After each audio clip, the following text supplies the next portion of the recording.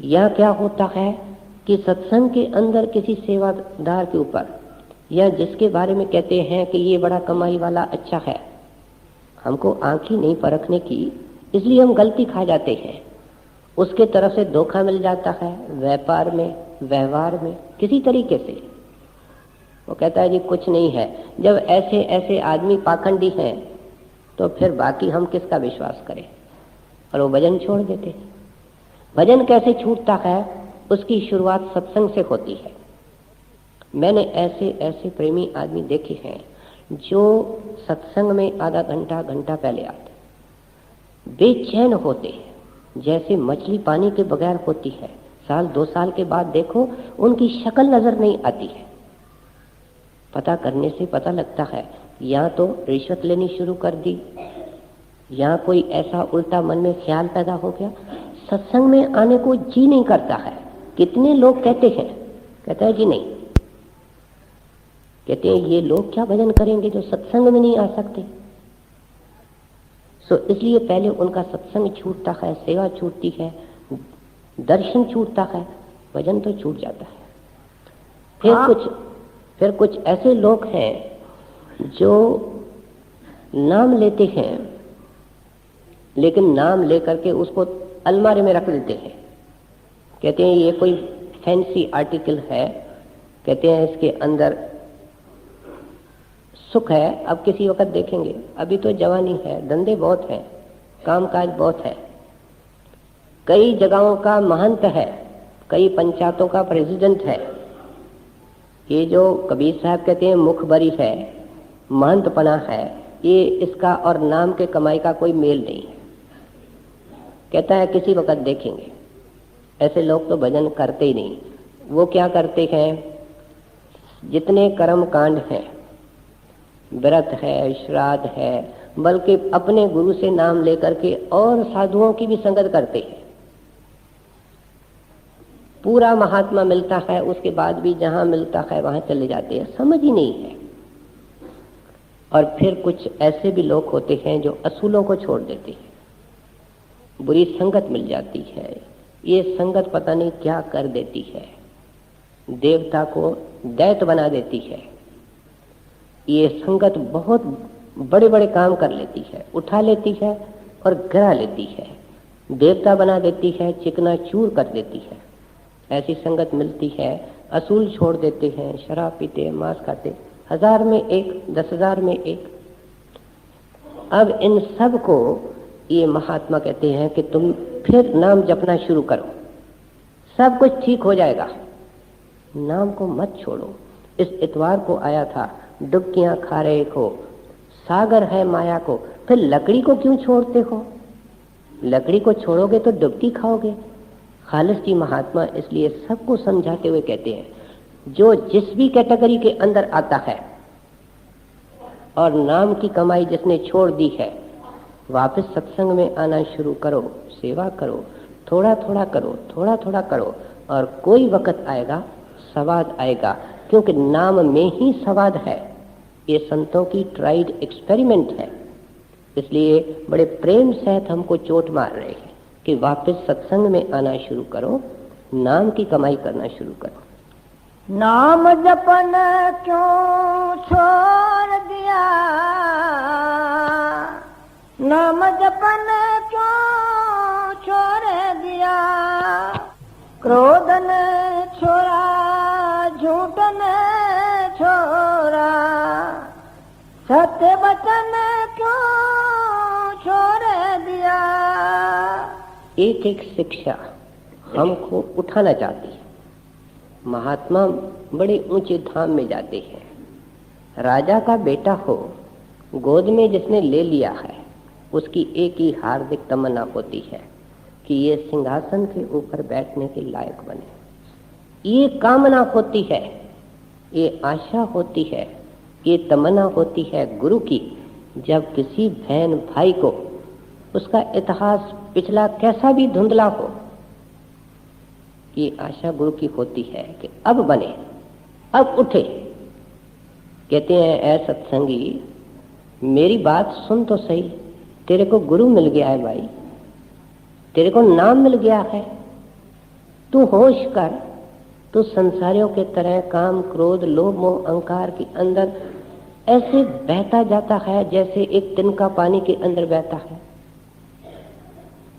अब आप यहाँ क्रोध का जिक्र कर रहे हैं, इसका मतलब ये नहीं है कि क्रोध को छोड़ना है, काम को नहीं छोड़ना है, लोभ को नहीं छोड़ना है। लोभ का जिक्र आगे भी करते हैं। आप केवल कहते हैं कि इन विकारों को छोड़ने की कोशिश करो। अब ये जो क्रोध है, ये भजन का सिमरन का पहला नंबर का दुश्मन है। क्रोधी आदमी कभी मन को एकाग्र कर नहीं सकता है। ये खालिस जी महात्मा का निर्णय हम आज यहां से अच्छी तरह लेकर के जाए। कहते हैं क्रोधी हो और सिमरन करना चाहते हो, बेटा नहीं हो सकेगा। शांत पानी के ऊपर पत्थर फेंको, 1 सेकंड लगता है, काफी देर तक लहरें उठती रहती हैं। हवा का झोंका आता है, पेड़ के पत्ते आधे आधे घंटे के लिए हिलते रहते हैं। अगर कोई बोलता है और ये सुनता जाता है तो घर में आकर के गुरु का प्यारा नाम की कमाई कर सकता है, लेकिन जब जवाब दे देता है, रिटेलिएट करता है, उसमें 1 सेकंड लगता है।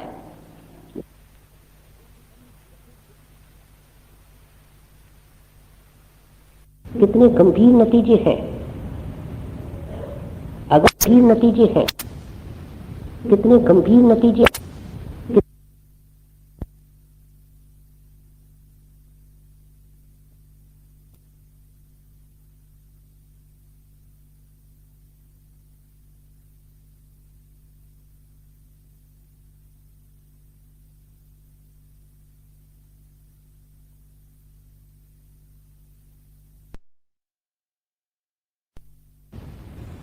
कितने गंभीर नतीजे हैं।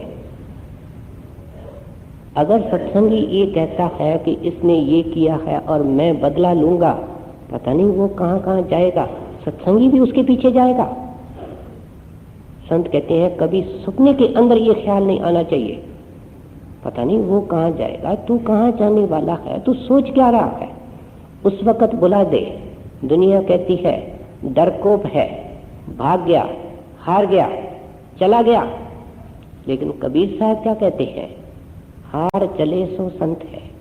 कहते हैं जो सिर को नीचे करके खामोश हो करके कड़वी बात को हजम करके चला जाता है, वह बहादुर है, वह संत का प्यारा है। इसलिए कहते हैं कि क्रोध को बेटा छोड़ दो। अगर व्यवहारिक दृष्टि से भी देखा जाए, जितनी बार भी ये क्रोध करता है, अपने हृदय के अंदर छुरी का घाव करता है। डॉक्टरों से जाकर के पूछो, डॉक्टर कहते हैं कि क्रोध के अंदर जितना नुकसान होता है और किसी चीज में नहीं होता है। हमारी सेहत का नुकसान होता है, हमारे भजन का नुकसान होता है, भौतिक नुकसान है, आत्मिक नुकसान है। संत कहते हैं फिर क्यों करते हो? मन के बस होकर के करते हो तो सारा संत मत, संतों की शिक्षा इसी नुक्ते के ऊपर तो है कि मन जो कहता है उसकी तरंगों को, उसके उथल पुथल को रोकने की कोशिश करो। ये सारी साइंस क्या है? मन को कंट्रोल करने की एक साइंस है, विधि है, साधना है। तो इसलिए कहते हैं तो क्रोध तो छोड़ता नहीं है। गुरु साहब तो यहाँ तक कहते हैं कि जैसे एक कोढ़ी के पास तुम बैठते हो, तुमको कोढ़ लगने की संभावना है, तुम टीबी वाले के साथ खाते पीते हो, तेरे को भी टीबी हो जाएगी। इसलिए भाई क्रोधियों की संगति मत कर। तना पास दिवास न बैठिए जिन अंतर क्रोध चंडाल। कहते हैं उनके पास ही मत बैठो। तुमने संगत और सेवत तो ऐसे लोगों की है जो जल रहे हैं और तेरे अंदर भी दिन रात इस क्रोध की आग लग रही है। फिर दूसरा उपदेश करते हैं, सत्संगी होकर के झूठ बोलते हो, सत्य वचन को छोड़ दिया है। ये जो परमात्मा है उसको परम सत्य का भंडार कहा गया। अंग्रेजी में हम उसको ट्रूथ कहते हैं, टी कैपिटल लिखते हैं। वो सत्य का ज़हूर है, नाम सत्य का ज़हूर है, गुरु सत्य की मूर्ति है, उसका नाम जो बाहर से देता है वह सत्य है। और सत्संगी की हालत ये है कि इसने झूठ बोलना नहीं छोड़ा, कहते कहाँ जा रहे हो, क्या कर रहे हो? तुम्हारा कार व्यवहार, उठना बोलना, हर एक चीज से सच टपकना चाहिए। लेकिन तुम तो अब सच बोलने की अवस्था के अंदर नहीं आए हो। सच बोलने के बारे में शास्त्रों के अनेक विचार हैं। मनोस्मृति कहती है कि जब भी सच बोला जाए मर्यादा से बोला जाए। फिर जब भी सच बोला जाए, शेख सादी साहब कहते हैं, ऐसे तरीके से बोला जाए कि झगड़ा पैदा नहीं हो। दो आदमी थे, कहते हैं तू सच बोलता है, तो वो भी कहता है मैं भी सच बोलता हूँ। कहते हैं अगर तुम सच बोलता है तो राजा रंजीत सिंह काना है, उसके दरबार में जाकर के कहा कि तू काना है। कहते कह के बताऊंगा। दोनों चले गए। कहते तू? कहते मैं भी कहूंगा। वो जाकर के दरबार में बेअदबी करके राजा रंजीत सिंह के सामने कह देता है, राजा क्या है? राजा बने हो, एक आंख तेरे पास नहीं है, हुक्म हो गया पकड़ो इसको, इसने दरबार की बेअदबी की है। क्योंकि वो केवल राजा की बेअदबी नहीं है। और दूसरा एक बड़ी सुंदर कविता लिख के आया जिसमें राजा रंजीत सिंह के अंदर जो गुण थे उनका बखान था, और कहता है तुमने ये कर दिया, ये कर दिया। देखो मालिक की ऐसी मौज है कि लोगों को दो आंखें हैं, तेरे को एक है, लेकिन फिर भी तेरे को कितने गुण दे रखे हैं। उसी राजा ने उनको इनाम देकर के भेज दिया। सच दोनों ने बोला। कहते हैं सच बोलना है तो तरीके और मर्यादा से बोलना है। एक शिकारी किसी हिरन के पीछे निकला। ये पंचतंत्र के अंदर छोटी छोटी कहानियां हैं शिक्षाप्रद। तो रास्ते में एक साधु बैठा था। हिरन बहुत तेज दौड़ता है, घोड़े से भी तेज। तो हिरन उसको नजर नहीं आया, साधु नजर आया। साधु से पूछता है, हिरन इस तरफ गया, इस तरफ गया। साधु समझदार था, उसने कहा अरे भाई हम यहाँ अपने काम में मस्त हैं, क्या हम इस बात के अंदर लगे हुए हैं कि हिरन कहाँ से आते हैं कहाँ से जाते हैं? जाकर के आगे पता करो। आगे और साधु बैठा था कच्चा। वो कहता है हिरन इस डायरेक्शन में गया है। वो गया, उसको तीर मार करके खत्म किया। उस पंचतंत्र के अंदर लिखा है कि दोनों साधु जब ऊपर गए तो धर्मराय ने उसको सजा दी और उसको तरक्की दी। उसने झूठ बोला था, उसने सच बोला था। हमारे शास्त्रों के अंदर अजीब अजीब वचन मिलते हैं। वे लिखते हैं कि एक सच्चा आदमी जो झूठ बोलता है वह सच है, और एक झूठा आदमी जो सच बोलता है वह झूठ है। अजीब बात है। एक कमाई वाला सत्संगी साधु अंदर जाता है, उससे कोई पूछता है कि तुम तो बड़े कमाई वाले हो, रसाई वाले हो, अंदर में देखो। वो कहते हैं जी मैं तो कामी हूँ, मैं तो क्रोधी हूँ, मैं तो 9 द्वारों के अंदर फंसा हूँ। क्या ये झूठ है? वो सत्य के दायरे के अंदर जा चुका है, उसका वह झूठ नहीं है, वह सत्य है। और हम झूठ के दायरे में हैं, आंखों से नीचे है, सत्य बोलने की कोशिश करते हैं, उसमें भी झूठ मिश्रित होता है। झूठ क्या है? स्वार्थ है, और जहाँ स्वार्थ है वहाँ झूठ है, झूठ के पसारे के अंदर है। लेकिन फिर भी हमको प्रोत्साहित महात्मा कर रहे हैं कि कम में कम झूठ बोलने को छोड़ करके सच बोलना तो शुरू करो। देखो इसके क्या क्या तुमको जौहर मिलते हैं। क्रोध न छोड़ा, झूठ न छोड़ा, सत्य वचन क्यों छोड़ दिया? झूठे जग में दिल ललचा करे, असल वतन क्यों छोड़ दिया? अब जिसको असल वतन का पता ही नहीं है, असल वतन क्या हमारा निज धाम जहाँ से आत्मा निकली है, किसको पता है? कोई कहता है मैं हिंदू हूँ, मैं मुसलमान हूँ, मैं विद्वान हूँ, मैं आलिम हूँ, फिर कहता है मैं धनवान हूँ, फिर कहता है मैं मिनिस्टर हूँ। कोई कौन कहता है कि मैं आत्मा हूँ? क्योंकि निज धाम का पता ही नहीं है, असल वतन का पता नहीं है। ऐ सत्संगी, तेरे को तो गुरु ने पहले दिन जब नाम दिया तुमको सारे रास्ते का भेद दे दिया कि रास्ते में क्या क्या है और आखिरी मंजिल क्या है। इससे बढ़कर के कौन उदार मिलेगा?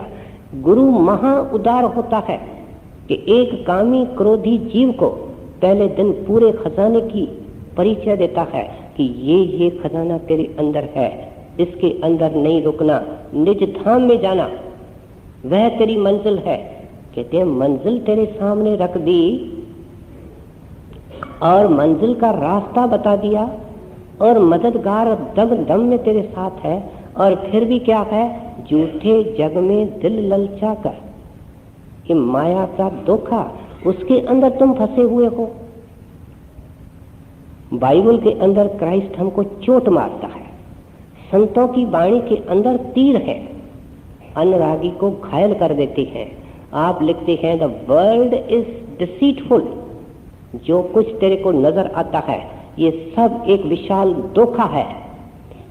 And its hopes are tubes, और जो तुम संसार के प्रति आशाएं रखता है वे तुम्हारे पांव को काटने वाली है। तुम्हारे पांव के नीचे तख्ता निकल जाएगा, तू फांसी को लटकेगा। Rejoice not in the players of the world but in the kingdom of heaven. इसलिए ऐ सत्संगी तुम ध्यान रखो किंगडम ऑफ हेवन का, अपने निज घर का, अपने असली वतन का। दुनिया की उपलब्धियों का मान करते हो, दुनिया के उपलब्धियों का मान तो दुनियादार करती है। तेरे को इतना ऊंचा भेद मिला, इतनी तेरे को ऊंची मंजिल मिली, तेरे ख्याल नहीं बदले। कहते हैं तेरे ख्याल अपने निज की घर के तरफ के होने चाहिए। कदम कदम चलो, थोड़ा थोड़ा चलो, लेकिन चलने की कोशिश करो उस मार्ग पर जो पांव के तलियों से शुरू होता है। कभी पैर सुन हो जाए, कभी टांगे सुन हो जाए, ये क्या है, अपने घर को जा रहा है, अपने मंजिल को जा रहा है। कैसे होगा, जब बैठेगा, जब भजन को वक़्त देगा और मन को एकाग्र करके चित्त से प्रेम से सिमरन करेगा। ये है गुरु की परम आज्ञा। जो गुरु की सबसे मुख्य आज्ञा है वह ये है कि बैठो, एकांत के अंदर बैठो, चित्त को एकाग्र करके बैठो और अपने हाथों पैरों से, शरीर से धीरे धीरे, ये सब सफर है और इसको तय करो और अपने घर की तरफ चलने की कोशिश करो। कहते हैं ऐ सत्संगी, बड़ा अफसोस है कि तू दुनियादार की तरह सोचता है, जी कैसे खाते हैं, कैसे पीते हैं, कैसे रंग रलियां मानते हैं, उनका घर क्या है, उनकी मंजिल क्या है, और तेरे को क्या बताया गया है, तेरी और उनकी क्या तुलना है। हमको अफसोस उनके ऊपर नहीं आता है, हमको अफसोस तुम्हारे ऊपर जरूर आता है। झूठे जग में दिल ललचा कर असल वतन क्यों छोड़ दिया। कोडी को तो खूब संभाला, लाल रतन क्यों छोड़ दिया। जिस स्मरण से अति सुख पाया, सो स्मरण क्यों छोड़ दिया।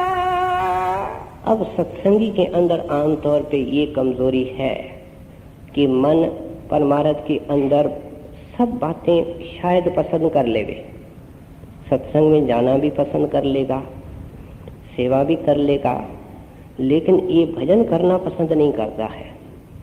दिन भर ये दुनिया का सिमरन करता है, मन इसके अंदर आजाद होता है, कई ख्याल पैदा होते हैं। अगर हम बैठ कर के जो सुबह से शाम तक विचार पैदा होते हैं उसमें डर होता है। ये होता है कि ये मेरे को मिला है, शायद चला न जाए। दूसरा क्या डर होता है कि मिलेगा कि नहीं मिलेगा, होगा कि नहीं होगा। बेचारा सारा दिन इस डर के अंदर ही दिन जिंदगी निकालता है। संत इसको कहते हैं चिंताओं से मुक्त हो जाओ। और जितनी चिंताएं और फिक्र इसके अंदर पैदा होते हैं वे निराधार होते हैं।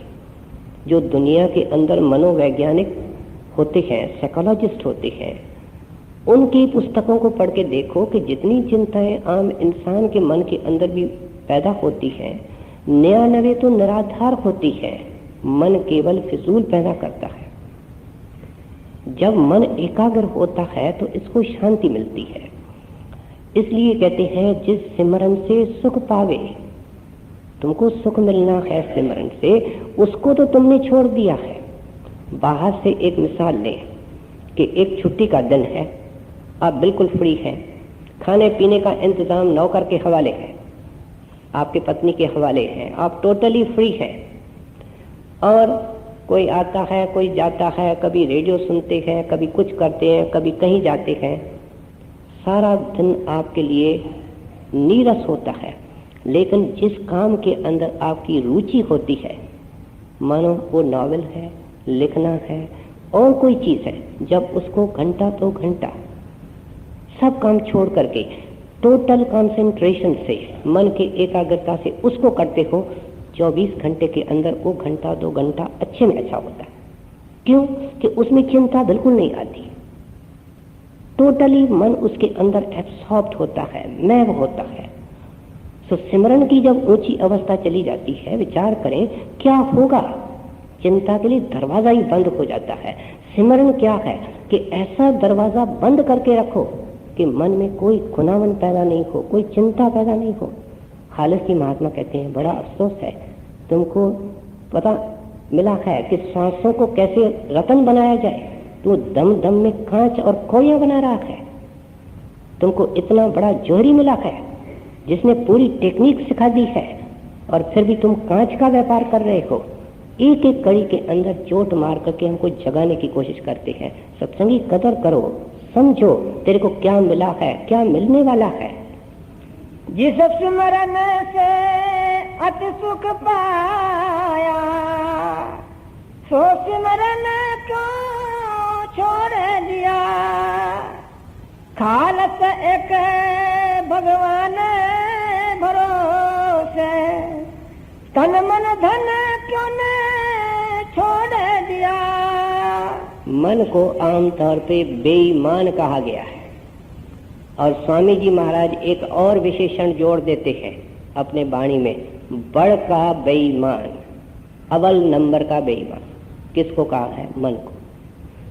क्योंकि जितनी दुनिया के अंदर हलचल है, दुविधा है, धर्म है, ये सब पैदा करने वाला मन है। और गुरु नाम ये सब अदृष्ट है, इनका फल भी अदृष्ट है, नजर नहीं आता। अभी 2 घंटे मजदूरी कर देता है, 10 रुपए मिलते हैं, पर्स में डाल देता है, देखता है मजदूरी का एवज मिल गया। यहाँ मिट्टी की टोकरी उठाई, घंटा 2 घंटा पता ही नहीं चला क्या हुआ। कई विदेशी सत्संगी महाराज से पूछते हैं, महाराज कितने कर्म कट गए? महाराज जी कहते हैं प्रेम में कोई सवाल होता है।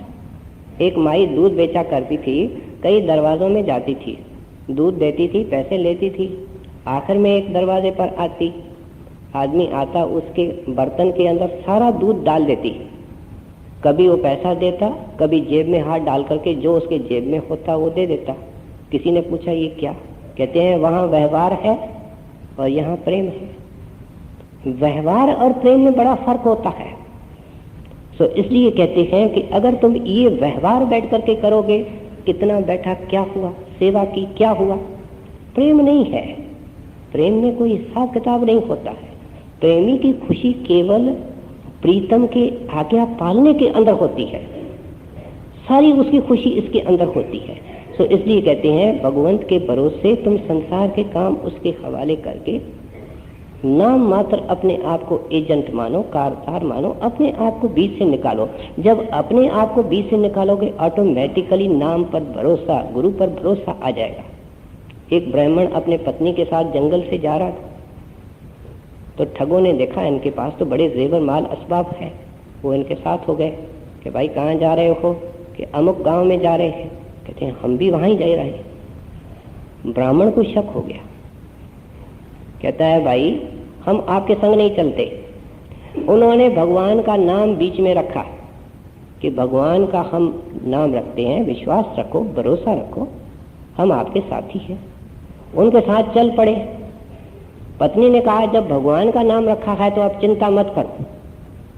चल पड़े और रास्ते में उन ठगों ने उनका माल असबाब लूट करके उस ब्राह्मण को मार दिया। ब्राह्मणी भरोसे वाली थी, उसकी पत्नी, वो उनके संग चलती है लेकिन पीछे पीछे देखती है। रुक रुक करके पीछे निहारती है। वो ठग चोर डाकू कहते हैं क्या कर रही हो? कहते हैं मैं उसके तरफ निहारती हूँ जिसका नाम बीच में रखा गया था, वो कहाँ गया, उसकी इंतजार कर रही हूँ। उन्होंने कहा ये ढकोसले बने हुए हैं, ये भरम बने हुए हैं, किसने भगवान देखा है? थोड़ी देर के बाद एक घोड़ेसवार आता है और उन डाकुओं को मार देता है और उसके पति को जिंदा कर देता है, दोनों को घर पहुंचा देता है। कहते हैं कोई भरोसा रखने वाला मिले। उन्होंने तो भगवान को देखा ही नहीं था, और सत्संगी को पता है भगवान कहाँ है, भगवान कौन है, भगवान किस देश में रहता है। कहते हैं ऐ सत्संगी फिर भी भरोसा नहीं रखते हो। उसके भरोसे न तू तन देने को तैयार है, न धन देने को तैयार है, न मन देने को तैयार है। मतलब क्या है कि सारी कार व्यवहार जो जिंदगी की है वो उसके हवाले कर दे। जब उसके हवाले की तो बचा क्या, उसका नाम, उसका काम, बचा क्या, उसकी आज्ञा, उसकी आज्ञा का पालन। और जिसने आज्ञा का पालन किया वो जिंदगी के अंदर पार हो गया। सो महात्मा ने बड़े सुंदर तरीके से हमको समझा दिया सत्संगियों को कि जिंदगी के अंदर खुशी और शांति किस तरीके से मिल सकती है। खालस एक भगवान भरोसे, तन मन धन क्यों न छोड़ दिया।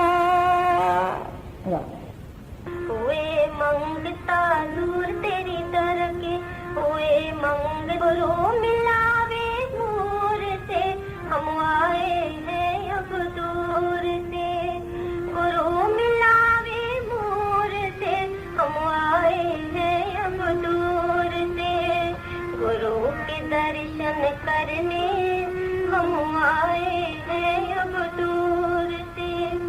और